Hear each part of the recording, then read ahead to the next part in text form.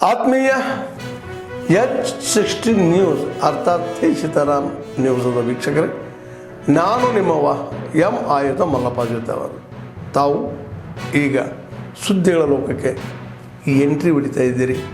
ಈ ಸುದ್ದಿಗಳನ್ನು ಪ್ರತಿಯೊಂದು ನೋಡೋ ಜೊತೆಗೆ ನಿಮ್ಮ ಅಭಿಪ್ರಾಯಗಳನ್ನು ಹಚ್ತಾ ಇರಿ. ಯಾಕಂದರೆ ಈ ಸುದ್ದಿಗಳು ನಿಮಗಾಗಿ, ನಿಮ್ಮ ಬದುಕಿಗಾಗಿ, ನಿಮ್ಮ ವೈಚಾರಿಕೆಗಾಗಿ, ನಿಮ್ಮ ತಿಳುವಳಿಕೆಗಾಗಿಯೂ ನಿಮಗೆ ಗೊತ್ತು. ಜೊತೆಗೆ ನಮಗೂ ನಿಮ್ಮೊಂದಿಗೆ ಇದೊಂದು ಮಾತಾಡುವಂಥ ಜೊತೆಗೆ ಸುದ್ದಿಗಳನ್ನು ಬಿಡುವಂಥ ಕೆಲಸ.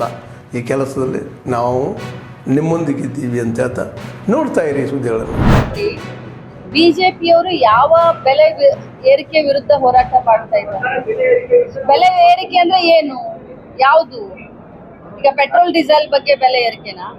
ಮುಂಚೆ ಕ್ರೂಡ್ ಆಯಿಲ್ ಎಷ್ಟಿತ್ತು, ಈಗ ಕ್ರೂಡ್ ಆಯಿಲ್ ಬೆಲೆ ಎಷ್ಟಿದೆ, ಅದ್ರ ಬಗ್ಗೆ ಏನಾದ್ರು ಹೋರಾಟ ಮಾಡ್ತಾ ಇದ್ದಾರಾ? ಅಥವಾ ದಿನಸಿ ಪದಾರ್ಥದ ಬಗ್ಗೆ ಹೋರಾಟ ಮಾಡ್ತಾ ಇದ್ದಾರಾ? ಎದ್ರ ಬಗ್ಗೆ? ಗ್ಯಾರಂಟಿ ಎದಕ್ ತಂದ್ವಿ ನಾವು?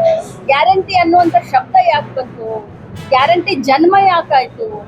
ಅದ್ರ ಬಗ್ಗೆ ಸ್ವಲ್ಪ ತಾವೆಲ್ಲ ಗಮನ ಹರಿಸ್ಬೇಕು. ತಮಗೂ ಎಲ್ಲರಿಗೂ ಗ್ಯಾರಂಟಿ ಬರ್ತಾ ಇದೆ, ಎಲ್ಲರಿಗೂ ಬರ್ತಾ ಇದೆಯೋ? 50% ಜನರಿಗೆ ಬರ್ತಾ ಇದೆಯೋ? ಗ್ಯಾರಂಟಿ ಉದ್ಭವ ಆಗಿದ್ದು, ಗ್ಯಾರಂಟಿ ಜನ್ಮ ತಾಳಿದ್ದನೇ ಬೆಲೆ ಏರಿಕೆಯನ್ನ ನಿಯಂತ್ರಣ ಮಾಡ್ಬೇಕಂತ. ಬೆಲೆ ಏರಿಕೆಯಲ್ಲಿ ಕತ್ತರಿಸುತ್ತ ಜನರಿಗೆ ಏನಾದ್ರೂ ಸಹಾಯ ಮಾಡ್ಬೇಕಂತದಕ್ಕೆ ಗ್ಯಾರಂಟಿ ಹುಟ್ಟಿದ್ದು.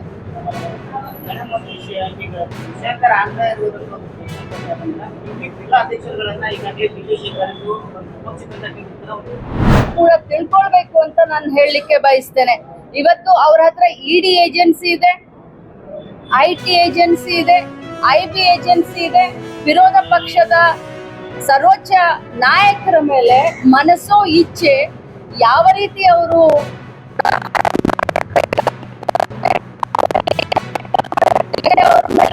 ಪ್ರಹಾರ ಮಾಡ್ತಾರೆ, ಇನ್ವೆಸ್ಟಿಗೇಷನ್ ಮಾಡ್ತಾರೆ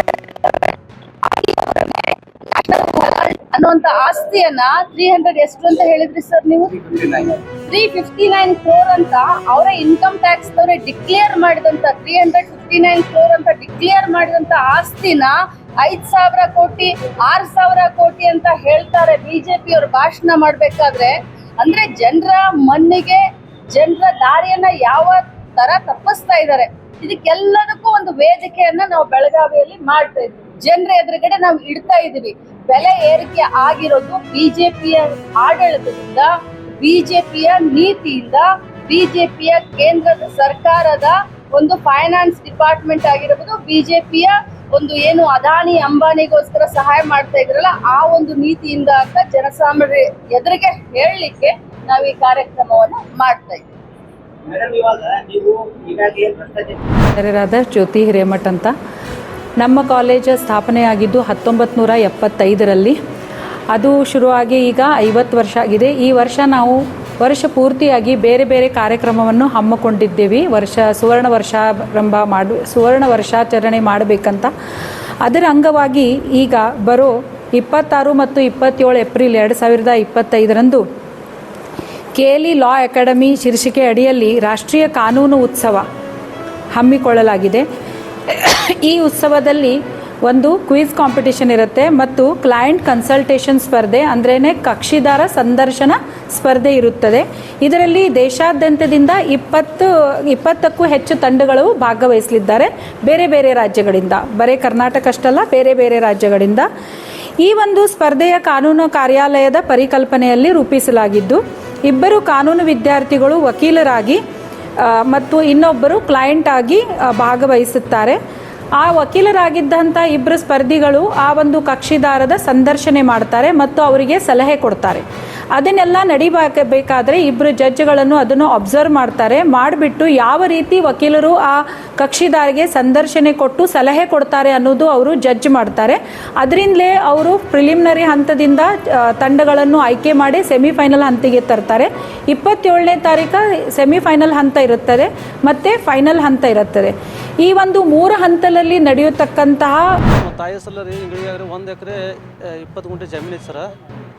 ಮತ್ತು ಕೆಂಪಣ್ಣ ಕಾಂಬ್ಳೇರಿ ಅವನೊಂದು ಗ್ರಾಮ ಪಂಚಾಯತಿ ಉಪಾಧ್ಯಕ್ಷ ರೀ, ಅವನು 1 ಎಕರೆ 20 ಗುಂಟೆ ಐತೆ ಸರ. ಬಟ್ ಏನಾದ್ರೆ ನಮ್ಮ ಜಮೀನು ಅವು 7 ಎಕರೆ ಜಮೀನು ಎಬ್ಸಿದಾರೆ ಸರ್. ನಮ್ಮದು ಜಮೀನು ಹೊಡೆದಾರೆ. ನಾ ಕೇಳಕ್ಕೆ ಹೋದ್ರೆ ನಮ್ಮೂರ ಹಿರಿಯರನ್ನೆಲ್ಲ ಕೂಡಿಸಿದ್ರು ಸರ್.